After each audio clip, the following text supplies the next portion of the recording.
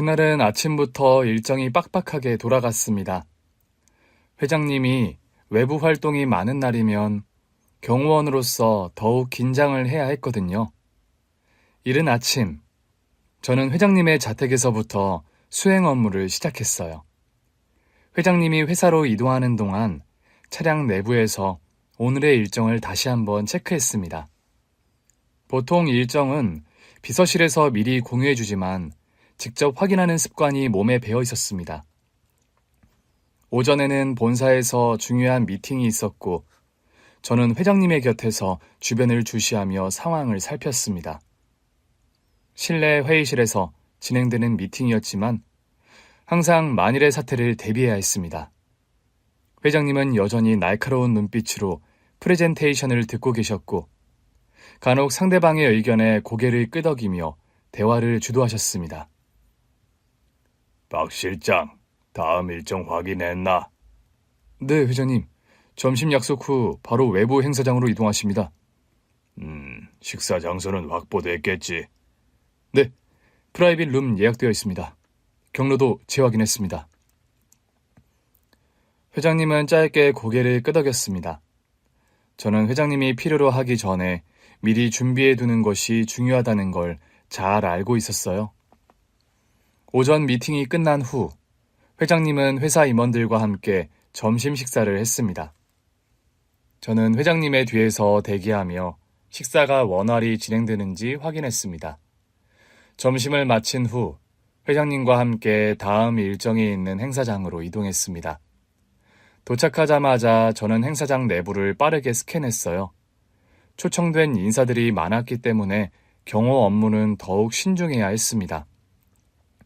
회장님이 인사를 나누고 행사장에서 연설을 하는 동안 저는 주변을 주시하며 혹시 모를 돌발 상황을 대비했습니다.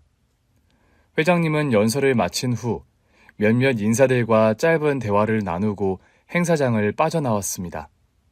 외부 행사가 끝난 후 남은 일정이 없었기에 회장님을 자택으로 모시게 되었죠.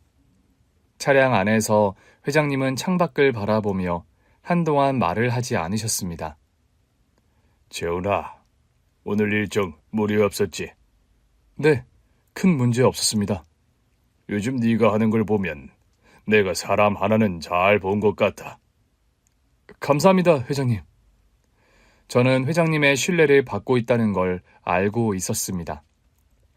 경호원으로 일한 지 반년밖에 되지 않았지만 저는 회장님이 어떤 부분을 중요하게 생각하는지 빠르게 파악했고 그것을 지키려 노력했거든요. 체력과 침착함은 기본이었고 무엇보다 중요한 건 업무 수행 중에 알게 되는 비밀을 지키는 것이었습니다. 회장님은 곧장 자택으로 들어가셨고 저는 경호원 대기실에서 대기를 했습니다. 저녁이 되면서 날씨가 선선해졌고 저는 루틴대로 주변을 한 번 더 점검했습니다. 그때 회장님이 호출 버튼을 누르셨고 저는 곧장 회장님이 계신 서재로 향했습니다. 회장님은 소파에 앉아 차를 한 모금 마시고 계셨어요. 박 실장, 저녁엔 특별한 일정 없지? 네, 따로 없습니다. 그래, 그럼 오늘 저녁엔 좀 신경 써야 할 일이 생길 것 같아. 그럼 퇴근을 하지 말고 대기할까요? 그러는 게 좋겠어. 네, 알겠습니다, 회장님. 회장님은 별다른 설명 없이 미소만 지으셨어요. 무슨 특별한 일이라도 있는 건가? 신경 써야 할 일이라는 게 무엇인지 알 수 없었지만 회장님이 말해주실 때까지 기다리기로 했습니다. 시간이 지나며 저택 안은 더욱 고요해졌습니다. 회장님께서 이른 저녁 식사를 마친 후에도 특별한 손님이 오지는 않았고 저는 거실 근처에서 대기하고 있었어요. 저택 내부는 넓고도 조용했으며 창밖으로는 조금씩 노을이 지고 있었습니다.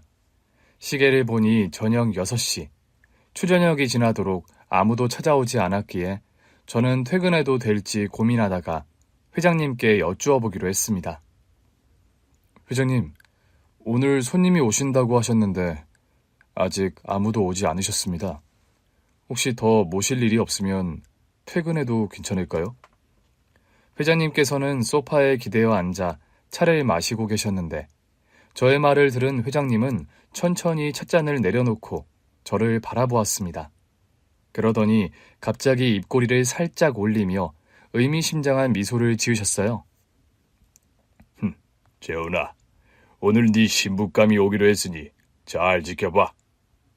그 순간 저는 말을 잇지 못했습니다. 네? 신부감이라니. 갑자기 무슨 말씀이신지 이해할 수 없었습니다. 회장님께서 장난을 치시는 건가 싶기도 했지만 회장님이 평소 그런 장난을 즐기는 분이 아니었기에 더욱 혼란스러웠거든요. 무슨 말씀이신지... 두고 보면 알게 될 거야. 회장님께서는 더 이상 설명 없이 다시 찻잔을 드셨고 저는 어색하게 웃으며 대기실로 돌아왔습니다. 신부감이라니 도대체 무슨 뜻일까? 회장님께서 나를 위해 결혼 상대를 정해두셨다는 건가? 아니면 그냥 흘려들어도 되는 이야기일까? 가만히 앉아있어도 머릿속이 복잡해지더라고요. 하지만 회장님이 더 이상 말을 덧붙이지 않으셨으니 굳이 더 물어볼 수는 없었고 저는 평소처럼 대기하며 경호 업무를 수행하기로 했습니다. 시간이 흐르면서 저택 내부는 더욱 적막해졌습니다. 공기조차 무겁게 가라앉아 있는 느낌이 들더라고요. 저도 모르게 시계를 자꾸 확인하게 되었습니다. 대체 누가 온다는 걸까? 그리고 마침내 초인종이 울렸습니다. 제가 확인을 하려고 했는데 회장님이 가만히 있으라는 손짓을 하셨어요. 회장님, 그래도 경호원이 제가 가장 먼저 확인을 해야 하는데요.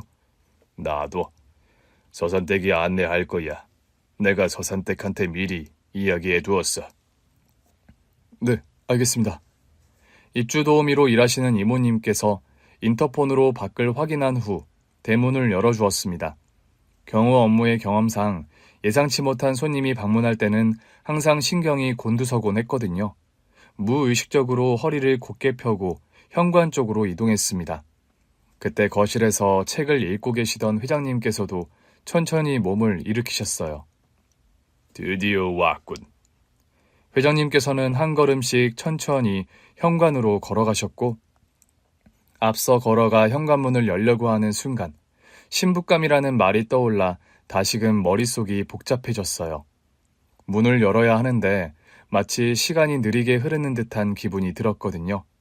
그 생각을 떨쳐내고 현관문을 열었고 문 앞에 서 있는 사람을 본 순간 저는 그 자리에 얼어붙고 말았습니다.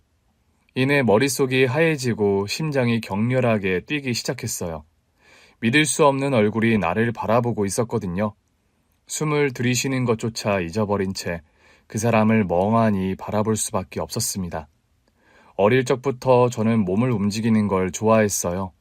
뛰어다니는 것, 몸을 쓰는 것, 그리고 아빠와 함께 운동하는 시간이 저에게는 가장 즐거운 시간이었습니다. 아버지는 젊은 시절 유도를 하셨던 분이었거든요. 선수 생활을 하셨던 건 아니지만 체육을 좋아했고 기본적인 기술을 익히고 계셨습니다. 저도 자연스럽게 아버지를 따라 집 앞 공원에서 가벼운 스트레칭을 하거나 체력을 기르는 운동을 하곤 했어요. 어느 날 초등학교 6학년이었던 저는 아버지와 함께 공원에서 캐치볼을 하고 있었습니다. 평소처럼 가벼운 운동을 하다가 아버지가 갑자기 팔짱을 끼고 저를 바라보셨습니다. 재훈아, 너는 운동하는 게 재미있어? 네, 좋아요. 몸을 움직이는 게 신나요. 그래? 그럼 진짜 운동 한번 배워볼래? 아버지는 저를 빤히 바라보며 의미심장한 미소를 지으셨습니다. 저는 두 눈을 반짝이며 고개를 끄덕였습니다. 그날 저녁, 아버지는 저를 동네 유도 도장으로 데려가셨어요. 도장 내부는 탄력 있는 매트가 깔려 있었고 구석에는 유도복을 입은 아이들이 서로 몸을 맞대며 연습을 하고 있었습니다. 매트 위에서는 관장님이 한 학생에게 기술을 지도하고 계셨습니다. 손목을 좀 더 단단히 잡고 상대 중심을 흐트러뜨려야 해. 그래야 한 번에 넘어갈 수 있지? 아버지는 관장님께 인사를 드리셨고 저를 소개했습니다. 관장님, 이 아이가 제 아들 박재훈입니다. 유도를 배우고 싶다고 해서요. 관장님은 저를 한번 훑어보시더니 빙긋 웃으며 다가오셨습니다. 어이구, 어제 어려 보이는데 운동신경은 좀 있는가? 공원에서 가볍게 운동을 시켜봤는데 몸을 잘 쓰더라고요. 배워볼 만한 것 같습니다. 권장님은 만족한 듯 고개를 끄덕이셨습니다. 좋아. 그러면 오늘부터 한번 해보자. 우선 기본부터 가르쳐 줄 테니 따라와 해봐. 그렇게 저는 처음으로 유도를 배우기 시작했습니다. 첫날에는 낙법부터 배웠어요. 앞으로 굴러 넘어지는 법, 옆으로 넘어지는 법, 뒤로 안전하게 떨어지는 법까지. 처음에는 낯설었지만 몇 번이고 반복하니 몸이 익숙해지기 시작했던 것 같아요. 유도를 배우면서 저는 점점 더 그 매력에 빠져들었습니다. 단순한 힘싸움이 아니라 상대의 균형을 흐트러뜨리고 기술을 이용해 넘어뜨리는 점이 너무 재미있었거든요. 그리고 무엇보다 몸을 부딪히며 겨루는 과정에서 짜릿한 긴장감과 성취감을 느낄 수 있었습니다. 중학생이 되면서부터는 본격적으로 대회에도 출전하게 되었어요. 처음에는 지역 대회였지만 점점 더 큰 대회로 나아갔습니다. 저보다 덩치가 크고 힘이 좋은 선수들과 겨루면서도 저는 빠르게 기술을 익히며 실력을 쌓아갔습니다. 그러던 어느 날, 중학교 3학년이 되던 해에 저는 중요한 전국 유도 대회에서 준우승을 차지했습니다. 우리 채훈이 정말 대단하네. 아직 멀었어. 앞으로 더 열심히 해야지. 아버지는 엄격했지만 그 속에는 자랑스러움이 묻어 있었습니다. 저는 유도 선수가 되겠다는 꿈을 점점 더 확실하게 가지게 되었어요. 그렇게 고등학교에 진학한 저는 본격적으로 체대 입시를 준비하게 되었습니다. 국내 유명 유도학과에 들어가기 위해서는 단순한 실력뿐만 아니라 체력, 기술, 경기 운영 능력까지 모든 것이 중요했거든요. 고등학교 2학년 때부터는 학교 운동부에서의 훈련 외에도 따로 체육관에 다니며 유도 기술을 연마했습니다. 체육관에서는 더 강한 선수들과 스파링을 하면서 경기 운영 능력을 키워야 했어요. 재훈아, 너는 상대보다 빠른 너의 장점을 살려야 해. 힘으로 밀어붙이기보다는 기술로 상대를 흔드는 게 더 중요하다. 네, 알겠습니다. 밤 늦도록 체육관에서 땀을 흘리며 연습했고 주말에는 전국 각지에서 열리는 대회에 참가하며 경험을 쌓았습니다. 그리고 마침내 저는 국내에서 손꼽히는 유도학과에 최종 합격을 하게 되었어요. 합격 발표가 나은 날, 저는 집으로 달려가 아버지에게 소식을 전했습니다. 아빠, 나 합격했어요! 아버지는 말없이 저를 바라보더니 조용히 등을 두드려 주셨습니다. 잘했다, 재훈아. 이제부터가 시작이다.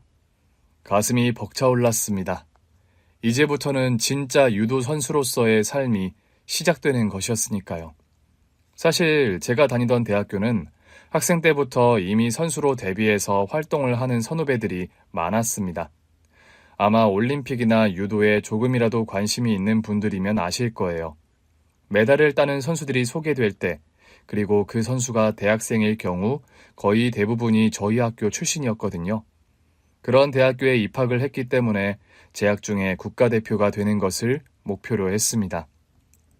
그리고 국가대표 선발전을 앞둔 시기, 저는 그 어느 때보다도 치열하게 훈련을 하고 있었어요. 매일 아침 이른 시간부터 체육관에 나가 몸을 풀었고 체력 훈련과 기술 연습을 반복했습니다. 숨을 쉴 틈도 없이 매일이 강행군이었지만 피로보다는 기대와 긴장감이 더 컸습니다. 그러던 어느 날 국가대표 선발전을 앞두고 중요한 대회가 열렸어요. 사실상 국대 선발전의 예비전이라고 할 만큼 거의 모든 선수들이 실력을 점검하고 서로의 기량을 파악하기 위해 나가는 대회였죠. 저 역시도 그 대회에 나가기로 마음을 먹고 훈련에 집중했습니다.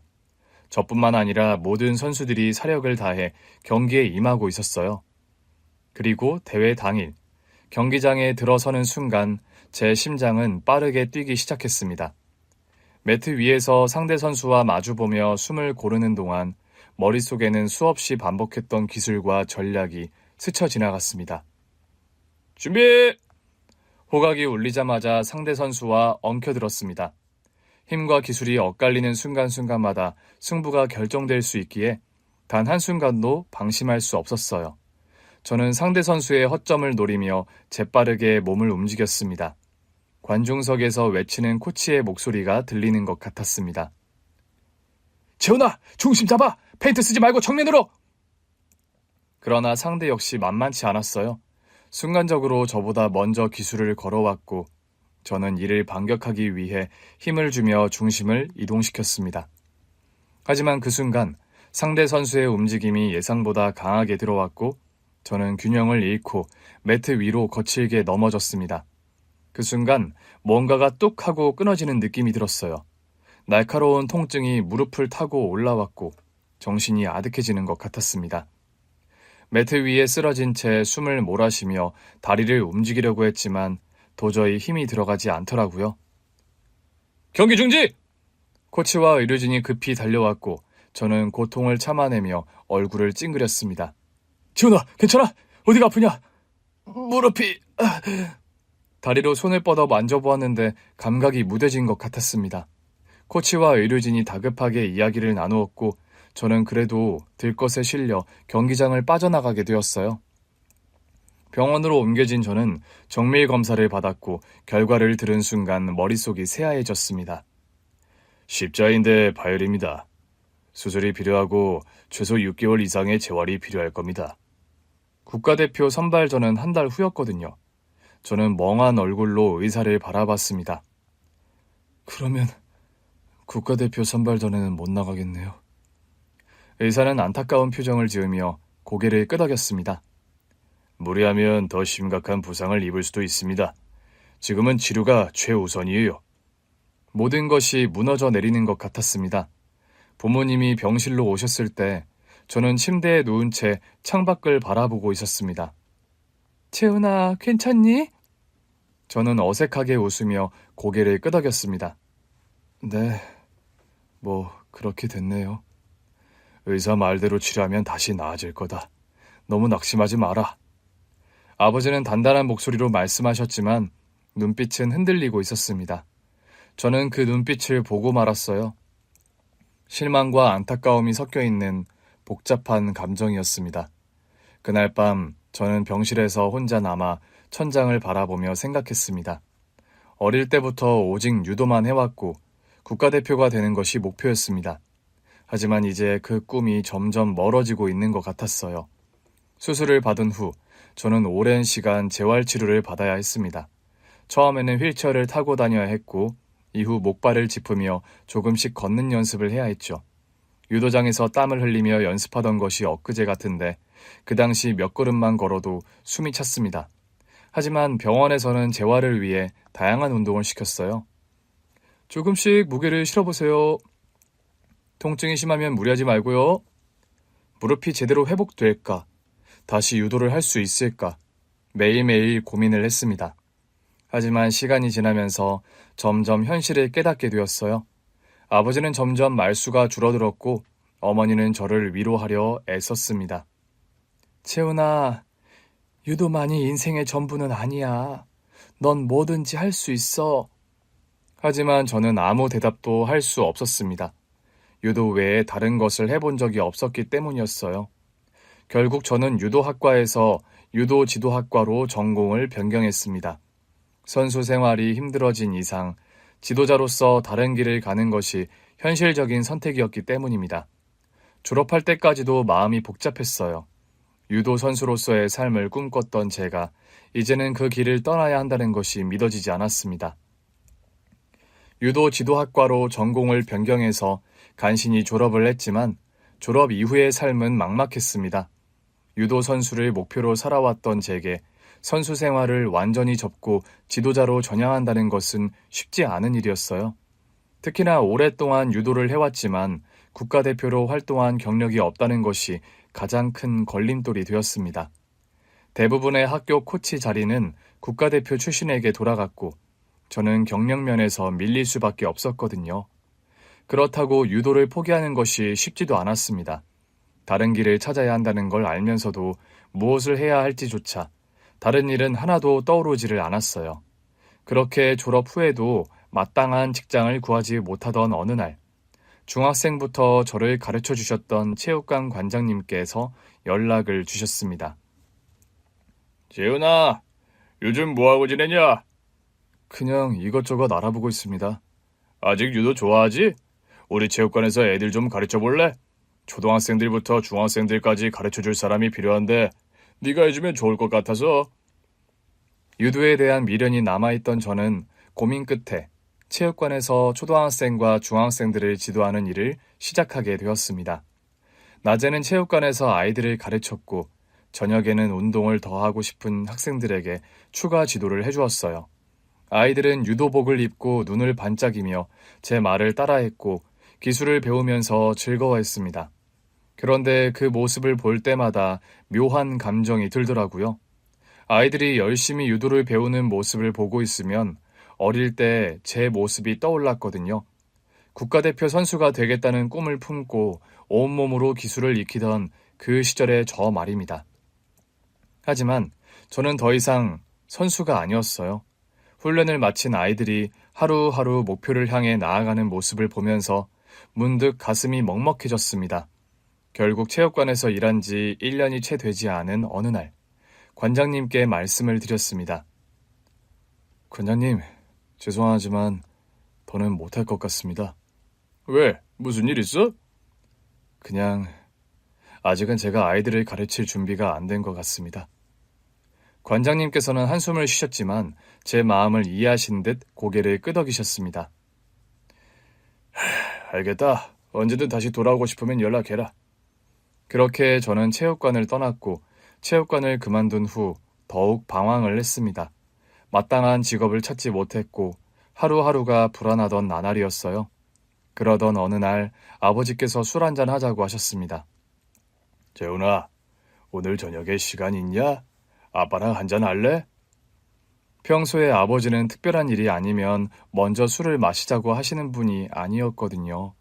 저는 순간 멈칫했지만 오랜만에 아버지와 단둘이 이야기를 나눠보고 싶다는 생각이 들었습니다. 네, 좋아요. 우리는 근처 작은 포장마차로 갔습니다. 노란 천막 안은 적당히 시끌벅적했고 매캐한 소주 냄새와 따뜻한 국물 향이 뒤섞여 있었죠. 아버지는 익숙한 손길로 소주병을 따더니 제 잔에 소주를 채워주셨습니다. 그래도 네가 이제는 술 마실 나이가 되긴 했구나. 아빠, 저 이제 30 다 되어가요. 아버지는 피식 웃으며 소주잔을 들어 올리셨습니다. 그래, 한잔 하자. 우리는 말없이 소주잔을 부딪혔어요. 목구멍을 타고 넘어가는 따뜻한 소주가 속을 뜨겁게 달궜습니다. 아버지는 조용히 국물 한 숟가락을 뜨시더니 제 얼굴을 바라보며 말씀하셨습니다. 요즘은 어떻게 지내냐? 한 집에 살면서도 생각해보면 아는 게 없는 것 같다. 그냥 이것저것 알아보고 있어요. 유도 계속할 생각은 없는 거지? 그 말을 듣는 순간 저는 술잔을 가만히 내려놓았습니다. 아빠도 아시잖아요. 선수는 당연하고 관련된 일도 어렵다는 거. 아버지는 조용히 고개를 끄덕이셨어요. 하지만 그 눈빛에는 아직도 무언가 말하고 싶은 것들이 남아 있었습니다. 나는 네가 유도를 그만둬서 아쉬운 게 아니야. 네가 뭘 하든 난 네가 잘 되길 바랄 뿐이다. 하지만 요즘 네가 너무 무기력해 보인다. 뭘 하든 간에 좀 자신감을 가졌으면 좋겠다. 저는 아무 말도 하지 못한 채 소주잔을 만지작거렸습니다. 솔직히 말하면 네가 부상당하고 나서 어떻게 말을 해야 할지 몰랐다.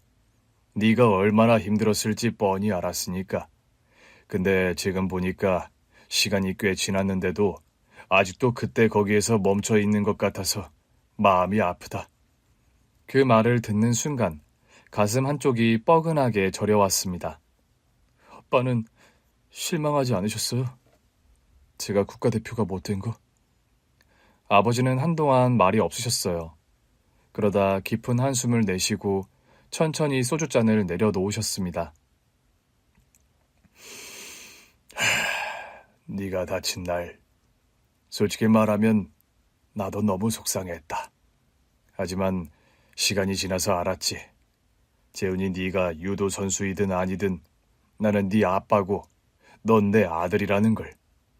비록 국가대표는 아니지만 아빠 마음속에는 네가 국가대표야. 네가 빛나던 순간들을 나는 잊지 않을 거다. 그 말을 듣는데 주체할 수 없이 눈물이 흘렀습니다. 그제야 알았어요. 아버지는 처음부터 변함없이 저를 지켜보고 계셨다는 걸. 제가 선수 생활을 하든 하지 않든 그저 제 자신을 잃지 않기를 바라고 계셨다는 걸 그때 알았습니다. 그날 저는 아버지와 처음으로 속 이야기를 나누었고 비로소 알게 되었습니다. 저는 여전히 아버지의 자랑스러운 아들이라는 것을요. 그날 이후 저는 마음을 정리하고 본격적으로 일자리를 찾기 시작했습니다. 이전까지는 유도 관련 일만 알아봤지만 이제는 다른 직종에도 도전해보기로 했어요. 다양한 일자리를 알아보면서 경비원, 보안요원 같은 직업도 눈에 띄기 시작하더라고요. 그러다 한 중견기업에서 경비원 채용 공고를 보게 되었습니다. 체력 좋은 사람 우대, 그 한 줄이 눈에 들어왔습니다. 체력이라면 자신 있었고 무엇보다 그 당시 당장이라도 할 수 있는 일이 필요했거든요.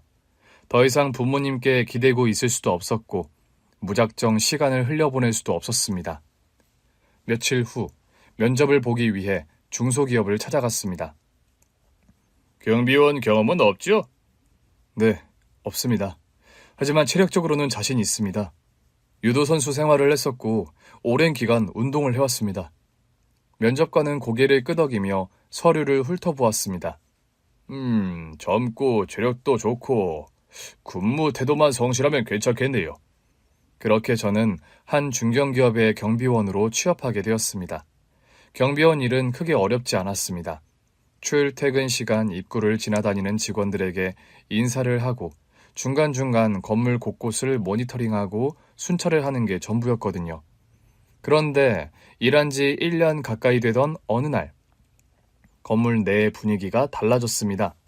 사무실 직원들이나 임원들이 잔뜩 긴장한 얼굴로 건물 곳곳을 점검했거든요. 저와 동료 경비원 역시도 순찰과 점검을 꼼꼼하게 해야 했고 출입구 보안 강화 지침이 내려졌어요. 본사 내 회의실에서는 고위급 인사들이 연이어 방문을 했습니다. 오늘 회장님이 복귀신데. 회장님이요? 오랜 치료를 마치고 드디어 회사로 돌아오시는 거래. 우리가 근무하는 동안은 처음 뵙는 거지. 회장님에 대한 이야기는 몇 번 들은 적이 있었습니다. 1년 넘게 장기 치료를 받고 계셨고 그동안 본사 업무는 전문 경영진과 부사장이 맡고 있었어요. 회사의 창립자이자 최고 경영자인 회장님은 오랜 부재에도 불구하고 여전히 강한 영향력을 가지고 계시다고 들었습니다. 그날 저는 평소와 다름없이 출입문을 지키고 있었어요.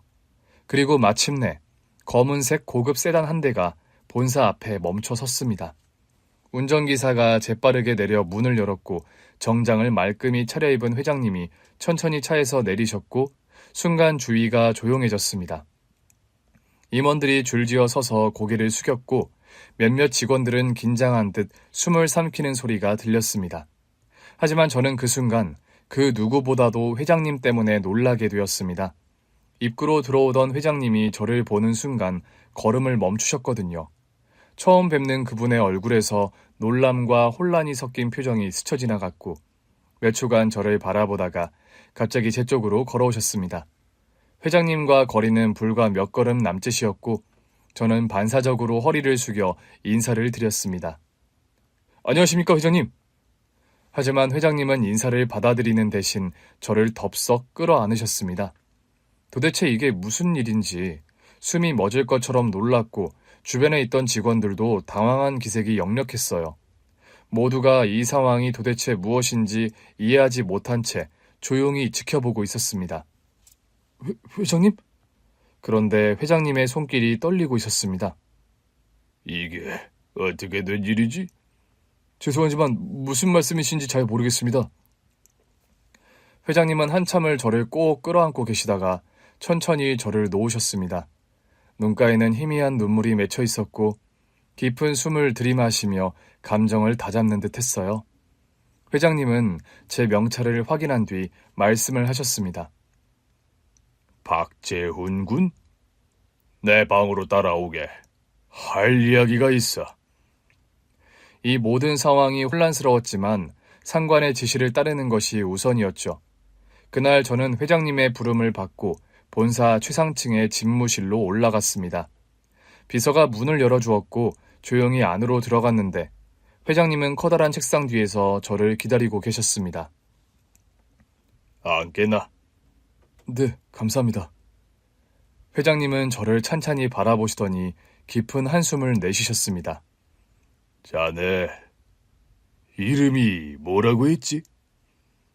박재훈입니다. 몇 년생인가? 1995년생입니다. 고향은? 부모님은 어디 계시지? 회장님은 마치 저를 철저히 확인하고 싶다는 듯 꼼꼼하게 질문을 던지셨어요. 당황스러웠지만 저는 회장님의 모든 질문에 성실하게 답했습니다. 그렇게 한참 동안 호구조사를 하는 듯한 질문이 이어졌고 회장님은 조용히 책상 위에 액자를 들어 보여주셨는데 사진 속에는 젊은 남성이 있었거든요. 그런데 놀랍게도 그 얼굴은 제 얼굴과 너무나도 닮아 있었습니다. 내 아들이네. 순간 말문이 막히더라고요. 형제라 해도 믿을 만큼 닮은 얼굴. 어떻게 이럴 수가 있지? 신기할 따름이었습니다. 그때 회장님이 사진을 내려놓고 힘겹게 말씀을 하셨습니다. 자네, 우리 애랑 너무 닮아서 순간 착각할 뻔했어. 그럴 리가 없는데 그 애가 돌아온 줄 알고 말도 안 되는 일이지만 말이지. 어떤가? 자네가 봐도 신기할만큼 닮지 않았나? 네, 저도 놀랐습니다. 그런데 아드님이 어디 멀리 계시는 건지. 멀리, 아주 먼 곳에 있네.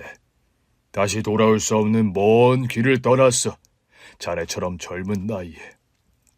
무엇이 그리 급한지 이 애비를 두고 떠났다네. 그런데 그것도 오래전의 일이야. 죄송합니다. 그런 줄을 모르고. 아니야. 오히려 나 때문에 자네가 놀란 것 같아 미안하네. 하지만 이해해주게나. 먼저 떠난 자식은 가슴에 묻는다고들 말을 하지. 그 말이 맞는 말인 것 같아. 그 애를 가슴에 묻은 지 오래지만 가끔은 곁에 있는 것처럼 느껴질 때가 있거든. 그런데 오늘 자네를 보는 순간 정말 찰나이지만 그 애가 정말 돌아온 건가? 그런 생각이 들었다네. 아닙니다, 회장님. 제가 미처 모르고 충분히 이해합니다. 그 후로도 회장님은 몇 가지 질문을 더 하셨고 저도 모르게 제가 살아온 이야기를 하게 되었습니다. 유도 국가대표를 꿈꾸다가 부상으로 꿈을 접게 된 이야기, 유도 지도자로 나아가려 했지만 포기했던 이야기, 그리고 결국 경비원으로 일하게 된 과정까지 모두 설명을 드렸어요. 회장님은 묵묵히 제 이야기를 들으시더니 조용히 말씀하셨습니다. 자네 이야기를 들으니 더더욱 확신이 드는군. 무슨 말씀이신지요? 자네 나랑 같이 일하지 않겠나? 경비원이 아니라 내 경호원으로 말이야. 저는 순간 귀를 의심했습니다. 경원이요? 그래, 자네 태도를 보니 충분히 자격이 있는 것 같아. 나는 오랜 시간 병상에 있다가 이제 막 복귀를 했다네. 이제 일상생활을 하는 것에는 무리가 없지만 항상 조심해야 하는 상황이지. 자네가 내 곁에서 나를 지켜주지 않겠나? 그 당시 회장님께는 이미 수행비서가 있었거든요. 굳이 경호원이라는 게 필요할까 의문이 있었는데 생각해보니 회장님은 먼저 세상을 떠난 회장님의 아들을 닮은 저를 곁에 두고 위로받고 싶어하는 것 같았습니다. 또 회장님이 제안해주신 보수와 근무 조건은 경비원과 비교할 수 없을 정도로 좋았거든요. 그리고 무엇보다 처음으로 저를 필요로 하는 사람이 있다는 느낌을 받았고 그렇게 저는 회장님의 경호원이 되었습니다. 죽은 아들과 닮았다며 회사 경비원인 나를 회장님의 경호원으로 채용한 재벌집 회장님이 날 부르더니 오늘 너 신부감이 오기로 했으니 잘 지켜봐 하며 의미심장한 미소를 짓는데 회장님이 말한 여자가 회장님 댁으로 들어온 순간 이성을 잃고 말았습니다. 제 눈앞에 서 있는 그 여자는 바로 고등학교 시절 제 첫사랑이었어요. 윤서연. 어떻게 그녀가 여기에 있는 걸까? 첫사랑과 재회를 한 순간 풋풋하고 설레던 그 시절로 돌아간 것만 같았습니다. 그 애와의 첫 만남은 고등학교 2학년 때였어요. 저는 당시 유도부에서 주목받는 선수였고 전국 대회를 준비하느라 대부분의 시간을 체육관에서 보냈거든요. 친구들과 어울리는 시간도 적었고 학업보다는 훈련에 집중하는 날들이 계속되고 있었습니다. 서연이와는 같은 학년이었지만 평소 접점이 거의 없었습니다. 학급도 달랐고 저는 운동부에 속해 있었기 때문에 교실보다 체육관에 있는 시간이 더 많았거든요. 하지만 그해 여름, 예상치 못한 사건으로 우리는 가까워지게 되었습니다. 여름 방학이 시작되기 직전이었어요. 학교가 끝나고 체육관에서 개인 훈련을 하고 있는데 창문 너머로 소란스러운 소리가 들려왔습니다. 밖으로 나가 체육관 뒤로 가보니 몇 명의 남학생들이 있었고 그 가운데 서연이가 서 있었습니다. 야, 뭘 그렇게 빼냐? 네가 그렇게 잘났어? 잠깐 시간 좀 내달라는데 왜 그렇게 비싸게 구냐? 야, 너 최혁재가 누군지 몰라? 얘네 아버지가 우리 학교에서 왔다야. 교장보다 더 높은 사람이라니까. 얘랑 사귀면 네 인생이 달라진다니까. 그치, 혁재야? 너 사달라는 건 다 사주고도 남아. 야, 적당히 해. 너무 띄워주는 것 같잖아. 아무튼 윤서연, 이제 그만 튕기고 나랑 같이 가자니깐? 나 너한테 관심 없어. 제발 좀 그만해. 여학생은 강한 목소리로 단호하게 말했지만 상대방은 전혀 물러날 기색이 없었습니다. 여학생이 뒷걸음질을 치는데 기어코 팔을 잡고 끌고 가려고 하더라고요. 그 모습을 보고 있는데 이상한 기분이 들었습니다. 누군가가 싫다고 분명히 말했음에도 불구하고 계속 괴롭히는 행동이 불쾌했거든요. 야, 거기서 뭐 하는 거야? 그 팔 안 나? 제 목소리에 그 남학생들은 돌아보더니 얼굴을 찌푸렸습니다. 뭐야, 박지훈. 너랑 상관없는 일이거든? 그쪽이랑은 상관없어도 이쪽은 싫다고 하는데. 제가 한 걸음 더 다가가자 남학생들은 서로 눈치를 보며 뒷걸음질 쳤습니다. 야, 됐어. 가자. 뭐야, 최혁재, 너 박지훈한테 쫄았냐? 괜히 시끄럽게 만들지 말고 그냥 가자고. 그들은 결국 헛기침을 하며 돌아섰고 저는 여학생에게 다가갔어요. 괜찮아? 그 애는 저를 올려다보며 숨을 골랐습니다. 괜찮아. 고마워. 근데 넌 갑자기 왜 나선 거야? 그냥 불편해 보여서. 그 애는 씩 웃더니 고개를 끄덕였습니다. 어쨌든 고마워. 너 유도부지? 박지훈이라고 해. 난 윤서연. 그날 이후 우리는 점점 가까워지게 되었어요. 서연이는 활발한 성격이었고 친구도 많았는데 저와는 정반대였습니다. 저는 운동에만 집중하는 생활을 해왔고 평소 감정을 잘 드러내지 않는 편이었거든요. 처음엔 단순한 인사 정도만 나누던 사이였지만 시간이 지날수록 서연이는 저에게 다가왔어요. 야, 박재훈. 체육관에서 훈련하는 거 구경해도 돼? 응? 왜? 그냥 궁금해서. 너 맨날 거기 있잖아. 유도하는 거 제대로 본 적 없거든. 서연이는 점심시간마다 체육관에 찾아와 저를 지켜봤어요. 매트 위에서 땀을 흘리며 훈련하는 저를 보며 응원을 해주었습니다. 너는 힘들 때 어떻게 버텨? 그냥 버티는 거지. 대단하다. 나는 힘든 거 잘 못 버티는데. 그럼 넌 힘들 때 어떻게 해? 나는 힘들면 꼭 누군가한테 털어놔. 그럼 마음이 좀 나아지거든. 너도 한번 해봐. 됐어. 그런 거 들어줄 사람도 없고 말하기도 싫고. 들어줄 사람이 왜 없어? 여기 있잖아. 뭐? 너한테 말하라고? 그럼 나 듣는 것도 되게 잘해. 너 네가 힘이 세니까 뭐든 다 이겨낼 수 있는지 알지? 근데 그게 아닐 수도 있어. 누구나 힘들 때 옆에서 들어주고 응원해주는 사람이 필요한 거야. 별거 아닌 거였지만 그 당시 저한텐 그 말이 새롭게 느껴졌습니다. 힘들어도 혼자 사귀며 버티는 게 당연하고 익숙했던 저였는데 서연이는 그 반대였거든요. 그날 이후 저는 서연이와 이야기하는 시간이 많아졌어요. 서연이는 저에게 많은 질문을 했고 저는 그 질문에 하나하나 답을 해주었습니다. 그러다 해가 지나 고등학교 3학년이 되면서 저는 본격적으로 유도학과 입시 준비에 돌입했습니다. 입시 준비는 예상보다 훨씬 힘들었어요. 매일 새벽부터 체육관에 나가 훈련을 했고 저녁까지 반복되는 연습에 온몸이 천근만근이었거든요. 그런데 그 힘든 훈련 속에서도 서연이는 꾸준히 저를 응원해 주었습니다. 오늘 훈련 어땠어? 많이 힘들지? 죽을 것 같아. 죽으면 안 돼. 너 국가대표 될 거잖아. 서연이는 저에게 자주 간식을 챙겨주었고 가끔은 체육관까지 찾아와 훈련이 끝날 때까지 기다리기도 했습니다. 어느 날 입시 전 마지막 평가전이 있던 날이었어요. 서연이는 일부러 시간을 내서 경기장을 찾았습니다. 나 응원하러 왔어, 재훈아. 꼭 이겨야 해? 서연이가 제 이름을 부르는 소리에 무언가 벅차오르는 기분이 들었습니다. 그 애의 응원 덕분이었을까요? 그날 저는 좋은 성적을 거두었고 바로 뒤에 있던 대학 입시 실기에서도 좋은 성적을 받아 국내 유명 대학 유도학과에 입학하게 되었어요. 제 입학 소식을 듣자마자 그 애는 누구보다도 기뻐했습니다. 와, 대박이다. 나 유도 잘 몰라도 너 엄청 잘하는 거 알거든? 네가 응원해줘서 더 힘이 났어. 당연하지. 난 네 팬이야.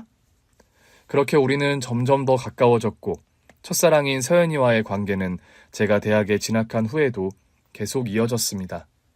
서연이는 서울의 한 대학 경영학과에 입학했고 저 역시 유도학과에 입학하여 국가대표를 목표로 훈련을 이어갔습니다. 우리는 서로 바쁜 생활 속에서도 시간을 내어 만나곤 했거든요. 특히 훈련이 없는 날이면 우리는 늘 정해진 약속처럼 만나 함께 시간을 보냈습니다. 저는 서연이를 만나기 위해 서연이의 대학 근처 카페에서 기다리곤 했어요. 미안, 교수님이 수업을 길게 하셔서 기다렸지? 아니, 나도 방금 왔어. 그래도 오랜만에 네 얼굴 좀 제대로 보는 거다, 그치? 그동안 훈련 때문에 바빴잖아. 나도 보고 싶었어. 그런데 요즘 진짜 훈련량이 엄청나. 교수님이 이번에 제대로 밀어붙이시더라. 그래야지, 국가대표 될 사람인데. 여자친구는 늘 변함없이 저를 응원해 주었고 제가 힘들 때면 누구보다 먼저 달려와 격려해 주는 사람이었습니다.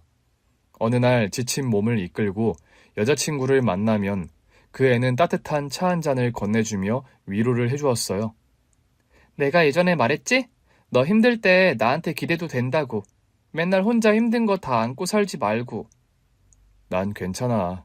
그냥 버티는 거지. 그래도 나한테 솔직하게 털어놓으면 더 좋을 텐데. 여자친구는 그렇게 늘 제 옆에서 밝게 웃으며 응원해 주었고 저는 그런 여자친구를 보며 더 열심히 해야겠다고 다짐했습니다. 하지만 그 행복도 오래가지 않았어요. 국가대표 선발전이 얼마 남지 않은 어느 날 저는 한 대회에 나가게 되었고 그 시합 도중 끔찍한 부상을 당했거든요. 그토록 바라던 국가대표 선발전. 그 꿈이 한순간에 날아가 버린 것이었습니다. 부상을 당한 후 저는 한동안 병원과 집, 그리고 재활센터를 오가며 생활했습니다. 여자친구는 그 와중에도 저를 찾아와 변함없이 응원해 주었어요. 괜찮아. 재활 열심히 하면 다시 나아질 거야. 네가 얼마나 열심히 했는지 아는데 이렇게 쉽게 포기하면 안 돼. 서연아, 나는 이제 끝났어. 국가대표도 선수 생활도 아무것도 할 수 없어. 재훈이 네가 얼마나 강한 사람인데 포기하지 마, 제발. 서연이는 제게 끝까지 희망을 잃지 말라고 했지만 저는 점점 더 깊은 절망 속으로 빠져들었습니다. 재활이 길어지면서 점점 무기력해졌거든요. 그냥 숨쉬듯 일상이었던 훈련을 안 하게 되고 목표가 사라지니 하루하루가 의미 없이 흘러갔습니다. 그러던 어느 날 저는 중대한 결심을 하고 서연이를 만났어요. 재훈아, 오늘 저녁에 뭐 할래?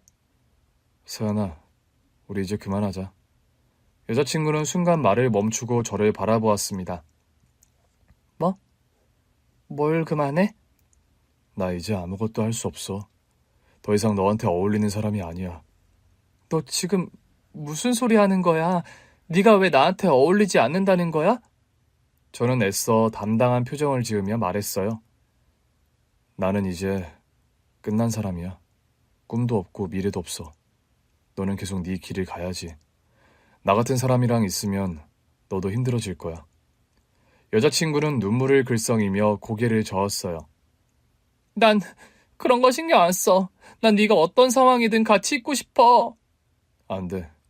나는 더 이상 너를 행복하게 해줄 수 없어. 제발 나한테서 도망치지 마.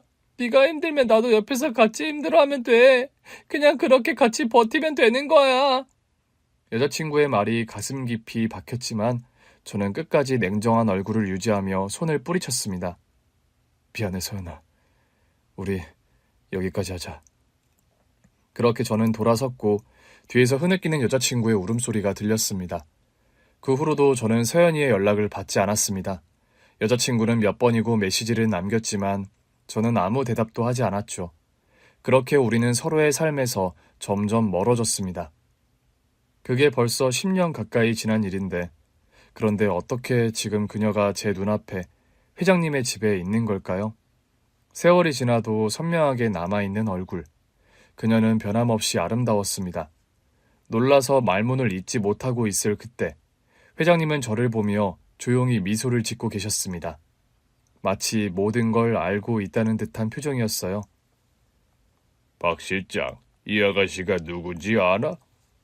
목이 타들어가는 것 같았어요. 어떻게 모른다고 말할 수 있을까요? 그녀는 제 첫사랑이자 제가 가장 행복했던 시간과 함께했던 사람이었습니다. 그리고 제가 가장 깊은 상처를 남긴 사람이었죠. 하지만 저는 입을 뗄 수 없었고 그저 그녀를 바라볼 뿐이었습니다. 회장님이 부드러운 목소리로 말을 이어갔습니다. 이 친구는 내가 운영하는 장학재단의 운영팀장일세. 참 훌륭한 사람이야. 순간 머릿속이 복잡해졌습니다. 장학재단 운영팀장? 첫사랑인 그녀가 이곳에 온 이유, 제 앞에 나타난 게 단순한 우연이 아니라는 것을 깨닫는 데는 오랜 시간이 걸리지 않았죠. 내가 이 친구를 알게 된 건 몇 년 전이네. 재단에서 장학 사업을 시작하면서 말이지. 열정도 있고 무엇보다 헌신적으로 일하는 모습이 참 인상적이었어. 나의 첫사랑. 그녀는 장학재단에서 일하고 있었고 회장님은 그녀를 신뢰하고 계셨어요. 하지만 이 모든 것들이 어떻게 연결된 것인지 실감이 나지 않았거든요. 그때 회장님이 덤덤하게 말씀하셨습니다. 그런데 참 신기한 게 말일세. 내가 이 친구를 깊이 알게 되면서 아주 놀라운 사실을 듣게 됐네. 박 실장과 오랜 인연이 있다고 하더군. 그 순간 서연이가 작게 숨을 들이마셨어요. 당황한 기색이 역력했지만 이내 차분하게 입을 열었습니다. 우연히 알게 됐어. 회장님이 아끼는 경호원이 제 눈이 너라는 걸. 그녀의 목소리는 여전히 부드러웠지만 미세한 떨림이 있었습니다. 알고 보니 그녀가 회장님을 알고 지낸 것은 오래 전이었습니다.